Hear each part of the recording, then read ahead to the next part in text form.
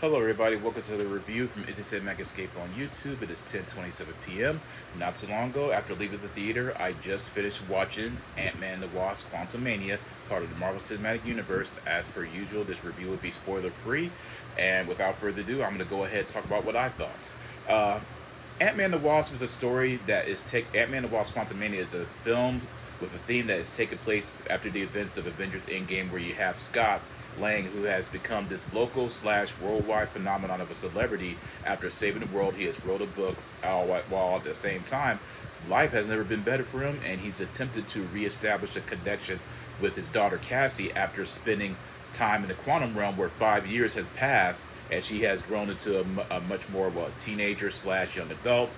And during his time away, she has researched the studies of Hank Pym and builds a device that sends a signal to the quantum realm that sends Scott, Hope, Janet, Hank, and of course her into the quantum realm, where they are met with the phenomenal force of Kang the Conqueror, portrayed by Jonathan Majors. And let me go ahead and say right now, Jonathan Majors absolutely kills it as Kang the Conqueror, one of the greatest portrayals of a villain on a cinematic big screen that I've ever watched. And that's, to me, it reminded me a lot of King Joffrey from Game of Thrones, a villain that you has absolutely no redeemable qualities whatsoever. There is no remorse within him. There is nothing that you hope to aspire to be.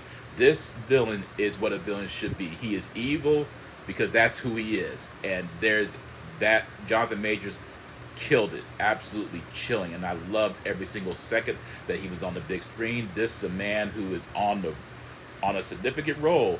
I mean, with everything from Lovecraft Country, then we saw him in Devotion, we saw him, and he's going to be in Creed 3, and of course we have him. Oh wait, also he was played a variant of Kang in Loki, Creed 3, the Avengers, Kang Dynasty, and Secret Wars. I believe he's our modern day Denzel Washington. That's a bold statement to make, but this man is seriously just a fantastic actor. From the visual perspective of this film, I love how the quantum realm was presented. It gave you this true sense of what you could possibly imagine what a subatomic realm would look like with in your mind, in your headspace. You're thinking, if we were able to access a world that's essentially smaller than an atom itself, what would it look like? And there's different variations of what our mind could picture as a canvas as to what this subatomic realm would look like. And the visualizations is absolutely beautiful, very colorful, and intricate. It just gives you this. Some of it is very relaxing, and other parts of it just are very dark and desolate. And it's it's essentially how I view it, almost as if it's letting your imagination run wild of all these different colors and shapes and sizes and mountain terrains and rivers. It's what it should be when it comes to a quirky science fiction concept coming to life. And there's a heavy amount of Star Wars inspiration in this film too.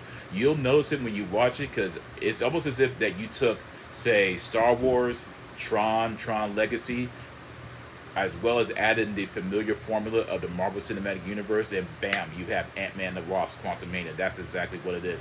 And it's not done in a way where it's horrible or cringy. It's done in a way that it makes sense, and I love that part of it, in my opinion. Uh, Storyline, I'm gonna say this. The first act of the film is very intense, dark, serious, mature, and as towards the end, given what I've read about the rumors about studio interference, you could tell where the interference started coming along. Because given from what I understand, Marvel Disney felt that the original cut of the film was too dark and serious, and could potentially upset parents or children, given the serious subject matter of the film. And I think it's time to start venturing away from the protection of removing or attempting to shield people from the dark reflections of life. Because that's always been one of my biggest gripes with the Marvel Cinematic Universe, is the fact that they've often played it too safe. From a humor perspective, this film has managed to incorporate the perfect balance of what it means to have a serious and a humorous side, and it's blended in a symmetrical sense where it's perfect. It reminded me a lot of the Return of the King's Lord of the Rings: Return to King, or even the Two Towers, where they managed to have humor where it's appropriate, but it doesn't take away from the overall seriousness of the epic tale, and that's where they succeeded with this. This Thor: Love and Thunder could have taken a huge cue from how to do humor with this film. Seriously, this is by far a better representation that Thor: Love and Thunder could have hoped to achieve. So we're not even going to compare those two because this is obviously a much more solid film.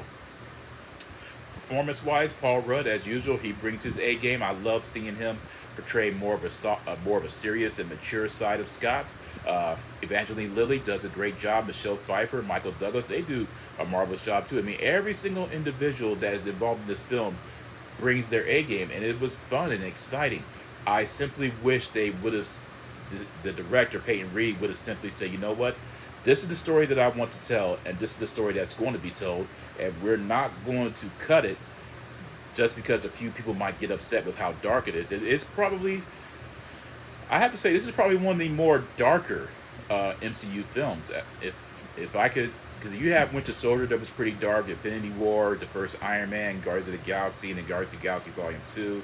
Then, of course, Spider-Man No Way Home, which had absolutely nothing to do with Marvel, Disney, and stuff that was all Sony. Other than that, though, I have to say, this is probably one of the better Marvel outings. Granted, there have been some few hits and misses here and there, but it wasn't anything that made you feel, for me at least, there wasn't this sense of feeling underwhelmed. And I guess the reason why there is this sentiment of feeling disappointed, perhaps from their point of view, there wasn't enough Kang. But I believe this was more than enough Kang. You can't necessarily show him every single instance, because then, as you know, he's coming back. There's going to be other variants of him that's going to return for Kang Dynasty and Secret Wars. So you don't necessarily want to just show him in all his glory for one film. You need to build him up. And given when he said, even in the Loki series, there are worse variants than him, I am actually very frightened to see what is going to be a worse variant than what we've seen in Ant-Man and the Wasp: Quantumania. Because of what Jonathan Majors brought with this character, with this variant, I am terrified and excited to see how what he's going to bring for his A game for the next performance. Because seriously, I cannot stress enough how much he killed his performance. If not for him, I don't believe this film would have even cracked close to being a 10 out of 10 or even a 9 out of 10 or 8 out of 10. There are some flaws, and there are some parts of it that I didn't necessarily care for, like MODOK. MODOK was cool, but he's never necessarily been a character of mine that I cared about, if that makes any sense.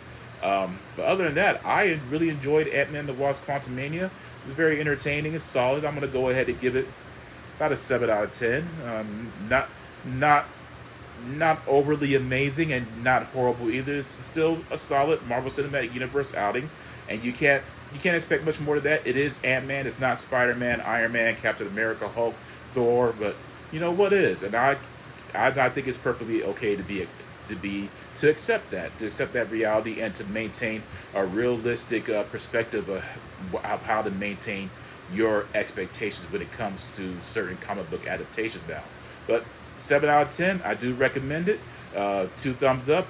Let me know in the comment section what you thought about it. If you have watched it, visit my Discord link if you want to, and visit my Facebook.